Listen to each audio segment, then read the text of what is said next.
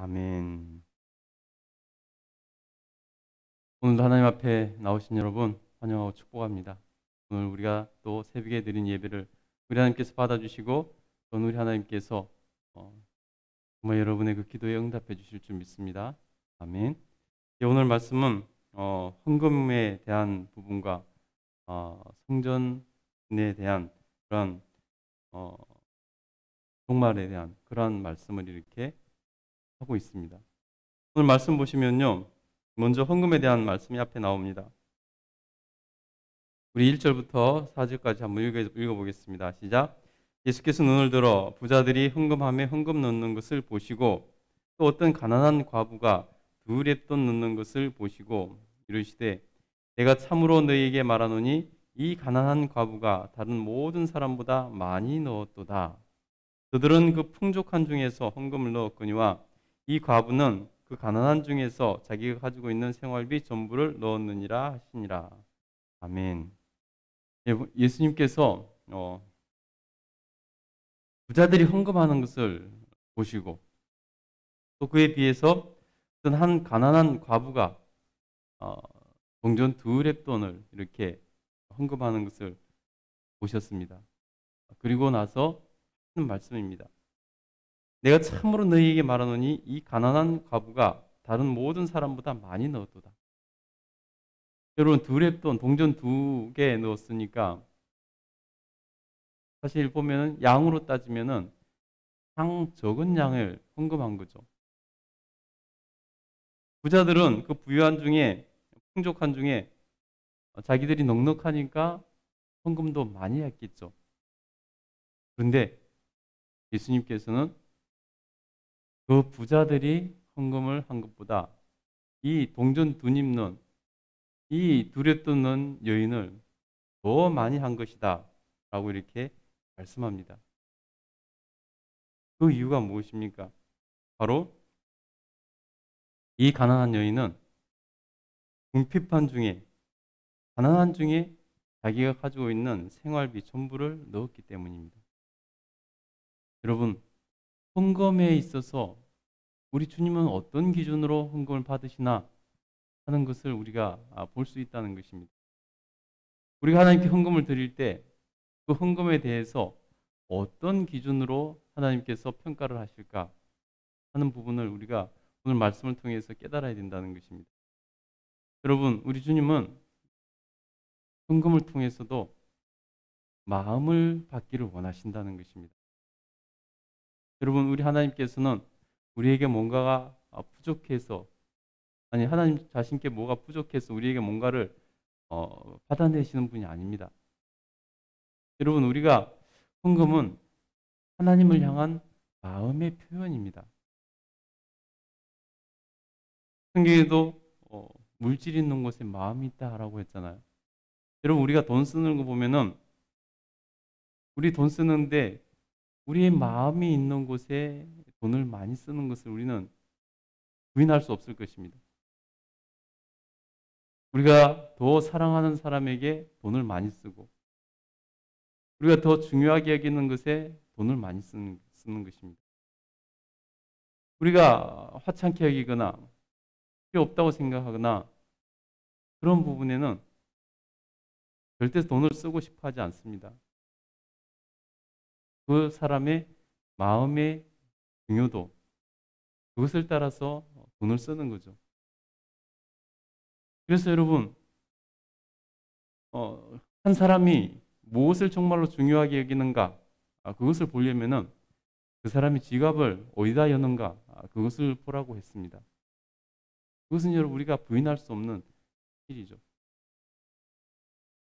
여러분 하나님께서 우리가 살아가는데 필요한 것들을 다 공급해 주셨습니다. 하나님께서는 우리가 가진 것에 모든 것을 허락해 주신 분이십니다. 그래서 그 가운데서 우리가 가진 것에서 우리의 마음을 담아서 하나님께 드리는 것이 예물 아닙니까? 헌금 아닙니까? 근데 여러분 그것을 통해서 우리 하나님은 마음을 보시는 것입니다. 왜 두렵던 여인, 넣은 여인 헌금을 적게 한 그 여인을 부자들이 풍족한 가운데 많이 넣은 그 헌금보다 더 많이 한 것이라고 말씀합니까? 바로 이 여인의 마음이 담겨 있기 때문입니다. 여러분, 이 여인에게서, 이 가난한 여인에게서, 정말 이 가난한 여인에게서 두렵돈은 오늘 예수님께서 말씀하시기를 그가 당분간 생활할 그 생활비, 자기가 가지고 있는 생활비 전부를 넣은 것이다 말씀하고 있습니다. 얼마나 가난했으면은 그 동전 두 잎이 그 여인의 가진 모든 것이라는 것입니다. 그러면 여러분, 자기가 가진 그 생활비 모든 것을 드리는 것은 대단한 결심이 있지 않으면은 드릴 수가 없는 거죠. 대단한 믿음이 없이는 드릴 수가 없는 거죠. 내가 이 생활비 전부를 드리면은 내가 쓸 것이 없는, 생활할 것이 없는데, 그럼에도 불구하고 내가 하나님께 내 마음을 표현하고 싶어서 그것을 전부 다 드린 것 아니겠습니까? 그럼에도 불구하고 자신이 이것을 드리면 하나님께서도 책임져 주실 것이라는 믿음이 있었기 때문에 드린 것 아니겠습니까? 그래서 여러분, 헌금에는 우리의 마음과 우리의 믿음을 어떻게 작동하는가, 그것을 또 보신다는 것입니다. 그것이 증명되는 것이라는 것입니다. 그래서 우리 주님은 이 동전 두 개 넣은 두렙돈 넣은 여인을 많이 헌금한 여인이다라고 칭찬하고 계신 것입니다.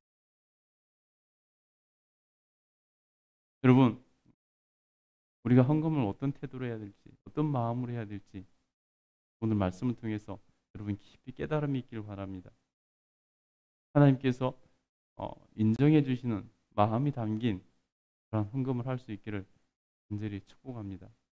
여러분, 나에게 가진 그것이 하나님의 은혜로 하나님께서 허락하셔서 가진 것이지, 여러분, 내가 당연히 가져야 되는 것은 없는 것입니다. 그러니 여러분, 우리는 모든 물질에 대해서도 청지기로서의 마음을 가지고, 자세를 가지고 그렇게 하나님을 섬겨야 된다는 것입니다. 그렇게 되면은 우리 하나님의 놀라운 은혜가, 그렇게 되면은 우리 하나님의 역사하심, 여러분, 여러분을 인정해 주실 것이고 여러분에게 복을 허락해 주실 줄 믿습니다. 여러분, 꼭 헌금에서도 승리할 수 있게 되기를 간절히 축복합니다. 그 뒤에 나오는 사건이 우리 주님께서 성전이 무너질 것이라에 대한 이렇게 예언을 하신 것입니다. 우리 5절을 한번 읽어보겠습니다. 5절 읽겠습니다. 시작. 어떤 사람들이 성전을 가리켜 그 아름다운 돌과 흙물로 꾸민 것을 말하며 예수께서 이르시되, 사람들이 성전을 보고 자랑스럽게 뿌듯하게 여겼습니다. 여러분, 지금 성전은 새롭게 보수되고 지어지고 있는 그러한 단계였습니다. 그래서 지금 성전이 아마 많이 거의 지어진 것 같습니다. 그래서 그 지어져 가는 모습, 웅장한 모습들이 이렇게 드러나오는 것을 보고 자랑스러워하고 뿌듯한 마음에 사람들이 성전을 가리켜서 그 아름다운 돌들과 자신들의 그 흙물로 꾸며진 그것을 말을 했다는 것입니다. 그때 예수님께서 말씀하시는 것입니다. 6절을 읽겠습니다. 시작. 너희 보는 이것들이 날이 이르면 돌 하나도 돌 위에 남지 않고 다 무너뜨려지리라. 너희가 그렇게 자랑스러워하는 이것들이 때가 되면은, 날이 이르면 돌 하나도 돌 위에 남지 않을 것이다 라고 말씀하셨습니다. 그러니 여러분, 자신들이 뿌듯해하고 자랑스러워하는 그 성전이 돌 하나도 돌 위에 없이 무너질 것이라. 여러분, 실제로 로마가 70년에 그 성전을 다 허물어 버리잖아요.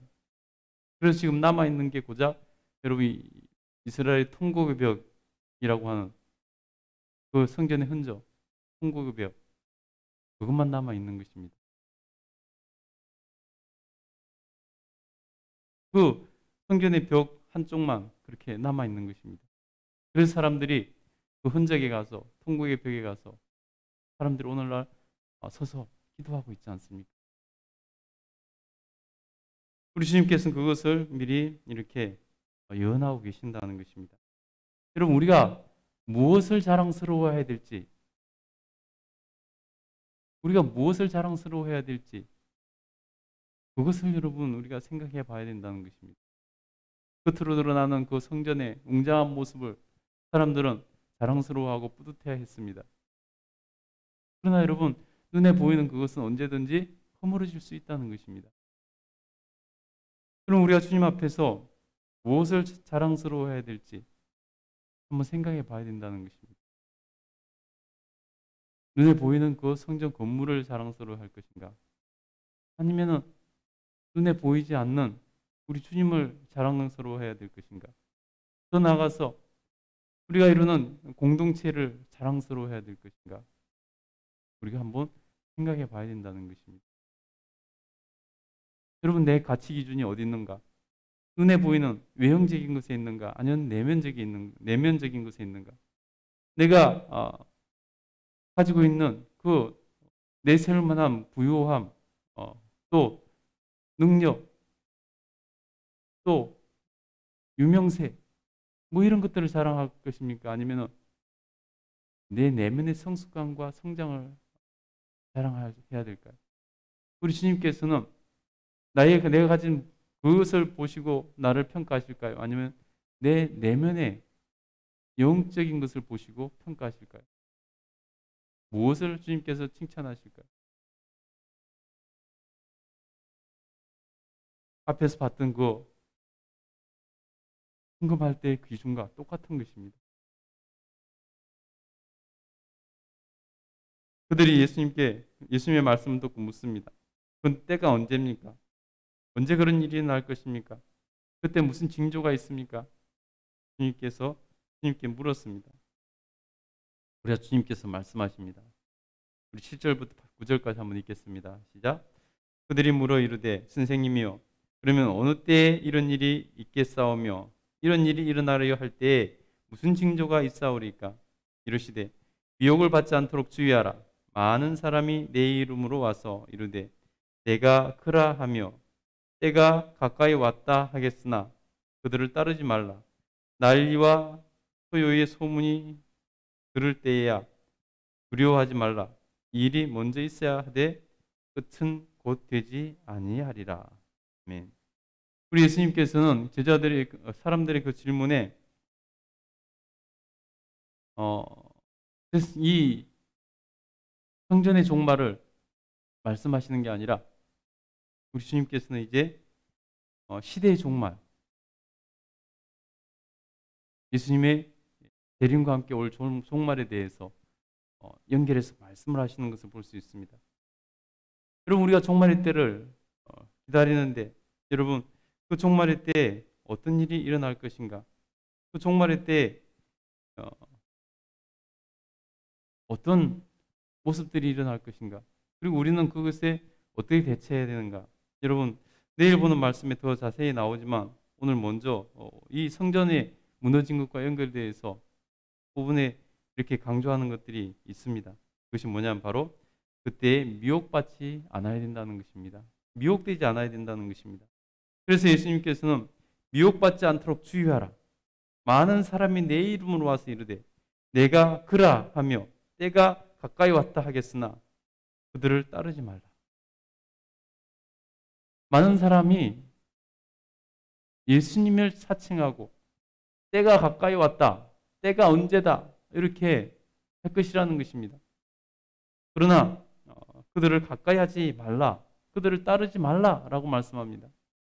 여러분, 우리 시대에 벌써 그런 징조가 얼마나 많이 드러나고 있습니까? 얼마나 많은 사람들이 자칭 자기가 메시아라고 뭐 이긴 자라 뭐 별로모 소리를 다 하면서 예수님을 사칭하고 있지 않습니까? 따르지 말라라고 성경 분명히 말씀하고 있는데 수많은 사람들이 그들을 따르고 있습니다.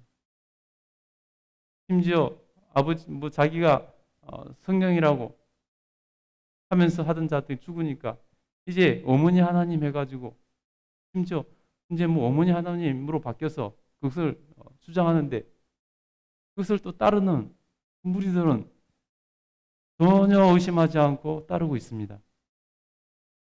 여러분 성경에 복음서만 읽어도 수없이 이단들에 대해서 특별히 하나 예수님을 자청하는 메시아를 자청하는 수많은 이단들에 대해서 경고하고 있고 따르지 말라고 말씀하고 있는데 그들은 미혹당해서 넘어가 버립니다.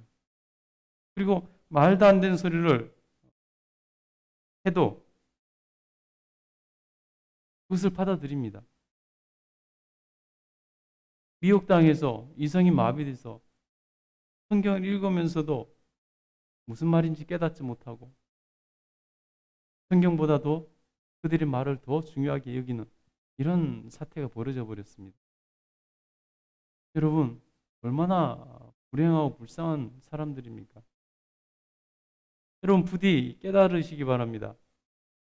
성경은 예수님이 재림하시는 것은 예수님께서 승천하신 것 같이 그렇게 재림하실 것을 말씀하셨고 예수님께서는 어느 날 갑자기 도적이 임하는 것 같이 임하신다고 말씀하셨습니다.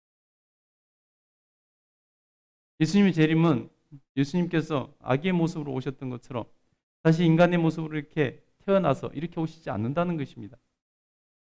그래서 여러분 누가 자기가 메시아다, 성령님이다, 이긴 자다, 어머니 하나님이다, 별소리를 다 하는데 여러분 그게 넘어가면 절대 안 되는 것입니다. 예수님의 재림은 공생의 기간이 없습니다. 하늘에서 나팔 불며 임하실 것이고 공중에서 불로 올리실 거라고 말씀하고 있습니다. 예수님이 재림하신 날은 두 여인이 맷돌질하다가 한 여인이 불리면 당할 것이라는 것입니다. 둘이 밭을 갈다가 한 사람은 불리면 당할 것이라는 것입니다. 이것이 예수님의 재림의 모습이라고 그 종말의 때라고 분명히 말씀하고 있는데 내가 메시아다, 성령이다, 이긴 자다, 별소리를 다 하는데 거기에 넘어가는 미혹당한 분별력이 판단력이 마비된 그런 사람들이 참 많다는 것입니다. 얼마나 안타깝습니까, 여러분? 말씀만 조금만 평소에 읽어도 말씀을 조금만 평소에 읽고 있었어도 절대 넘어가지 않을 그런 곳에 넘어간다는 것입니다. 여러분, 절대 그런 일이 여러분에게 있어서는 안 될 것입니다. 그래서 주님께서 그것을 먼저 경고하시고 또 난리와 소요의 소문이 그를 들을 때 두려워하지 말고 그것이 종말이 아니다. 그런 일이 먼저 있어야 되고 그 이후에 있을 것이다. 종말은 말하고 있습니다. 그래서 소요와 난리와 이런 것들에 종말과 연결시키지 마시기 바랍니다. 그것이 있은 후에 물론 그것이 종말의 때 인접한 가까운 증거지만은 그것 때문에 종말이 일어난다고 생각하지는 말아야 된다는 것입니다.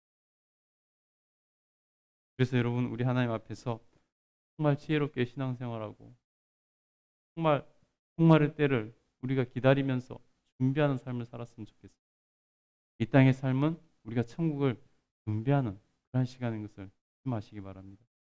그래서 세상에 여러분 기준으로 살아가지 마시고 세상에 파묻혀서 살아가다가 여러분 천국 가지 못하는 그런 실패하지 마시고 여러분 이 땅에서 잘 먹고 잘 살려고 하는 것 때문에 여러분 신앙이 무너져 내리고 여러분 마음을 지키지 못해서 형식적인 신앙생활 하다가